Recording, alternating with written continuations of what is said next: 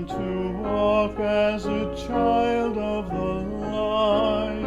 I want to follow Jesus.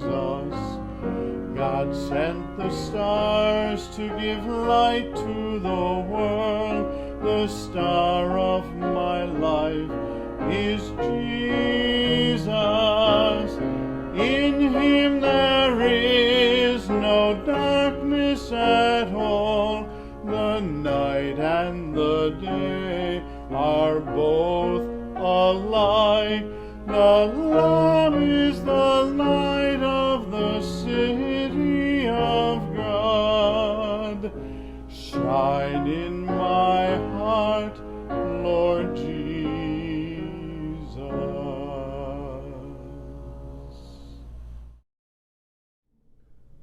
Welcome to your cathedral. I'm Father Greg Sakowitz. Special thanks again to Mark Teresi, David Jonas, and again providing beautiful music week in and week out. Mark and David, you've added so much to this whole spiritual video reflection. Thank you. Special thanks to Paula Kathleen, our director, choreographer, does everything with the video presentation, beautiful B-roll. So Paula, with your beautiful smile, thanks very much. We celebrate the 25th Sunday in Ordinary Time on this weekend. It's hard to believe this is the last official weekend of summer. This week, middle of the week, begins the season of fall. There's a story of a man known throughout the town for his great wealth and yet very tight-fisted. He was a real miser who never contributed anything to charity or supported any effort to alleviate the suffering of the poor or the needy. The chairman of one of the community's well-worthy charitable organizations decided to approach the rich man at his office. "Sir," the fundraiser man said, "our records show that despite your tremendous wealth, you've never given anything to our cause." "Oh, really?" the rich man fumed. "Well, do your records show that I have an elderly mother who was left penniless when my father died? Do your records show that I have a sick brother who is unable to work? Do your records show that I have a widowed sister with 3 small children who can barely make ends meet? Do your records show any of this information?" the miser shouted. "No, sir," replied the embarrassed volunteer. "We knew nothing about any of that." And the miser said, "Well, if I do not give anything to them, why should I give anything to you?"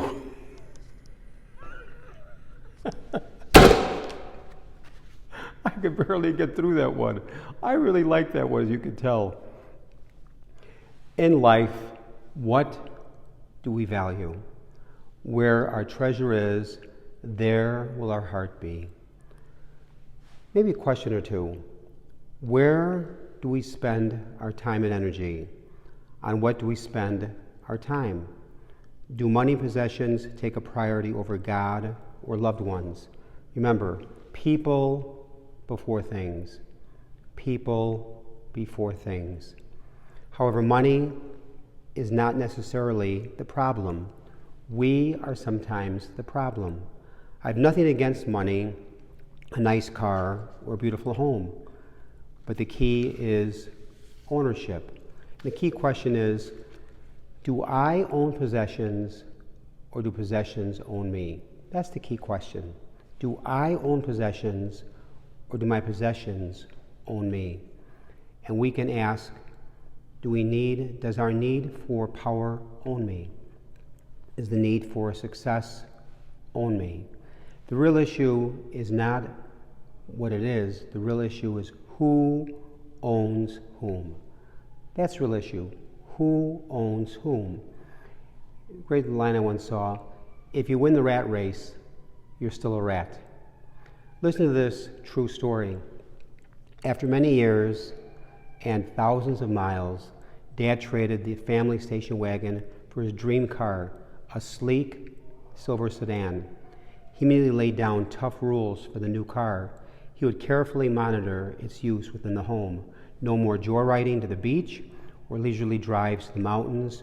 Trips to the corner market could be made on bicycle or on foot, not in Dad's new beautiful car. There would be absolutely no eating anything in the new car. And this car was not going to be used like a truck as the old wagon was. There would have to be another way to haul new trees and flowers to the yard and shuttle the kids off to activities. Every weekend now, Dad spends washing and waxing his pride and joy. He never takes the car out of the garage in the rain or snow, terrified that salt should start to eat at the paint or mud destroy the interior. It always sat in the garage then. Yes, Dad finally owns his dream car, but the other family members miss the old station wagon and the happy times it made possible, and began to wonder as a family, does the dream car own Dad? Does the dream car own Dad?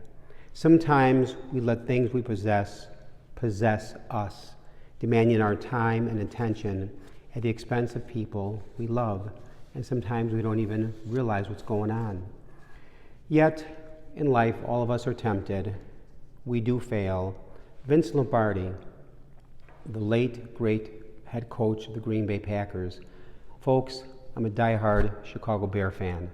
I can't stand the Green Bay Packers. And by the way, this Sunday night, Chicago at the Green Bay Packers, I hope the Bears finally show up. Many years ago, Vince Lombardi had a great line, and it goes like this: the greatest success in life is not in never falling down. The greatest success in life is to get up every time you fall. I would want to add this: the greatest success in life is not in never falling down. The greatest success in life is to get up every time you fall with the help and grace of God. We don't do it on our own. It's very hard. We turn to God, who's always loving, forgiving, and merciful. In the last 6.5 years, almost 6.5, that I've been your rector here at the cathedral, and the time has flown by, I've been incredibly impressed by the sharing of your time, talent, and treasure in so many ways. The parishioners of Holy Name Cathedral have been willing to share of their gifts, especially those who have less. I've been deeply impressed by your generous gospel spirit in so many ways. Thank you, thank you, thank you. The readings today tell us that God has put into the human spirit a tremendous capacity to work, sacrifice, and achieve great goals.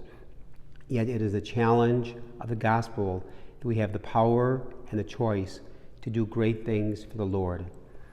Millard Fuller, founder of Habitat for Humanity, once wrote a series of essays. He says in one of them, I have a dear friend in Mississippi whose name is Luther Millsaps. He has many wonderful expressions. One of them is this: what melts your butter? What melts your butter? In other words, what is of enormous interest to you? What is your passion? What excites you and makes you glad to be alive? That something is your calling. Often it is missed because we are programmed to believe that a certain lifestyle is essential to happiness. And this can be so misleading. And John Lennon, the former Beatle, says it best. And Lennon says, when I was 5 years old, my mother always told me that happiness was the key to life. When I went to school, the teachers asked me what I wanted to be when I grew up. I wrote down happy. They told me I did not understand the assignment, and I told them they did not understand life. What melts your butter? May God bless all of you. Have a wonderful weekend. Go Bears, beat the Packers. Amen.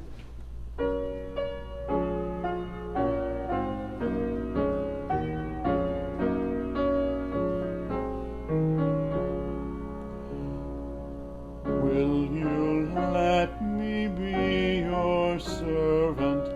Let me be as Christ to you. Pray that I may have the grace to let you be my servant too. I I will hold the Christ light for you in the night time of your fear. I will hold my hand out to you, speak the peace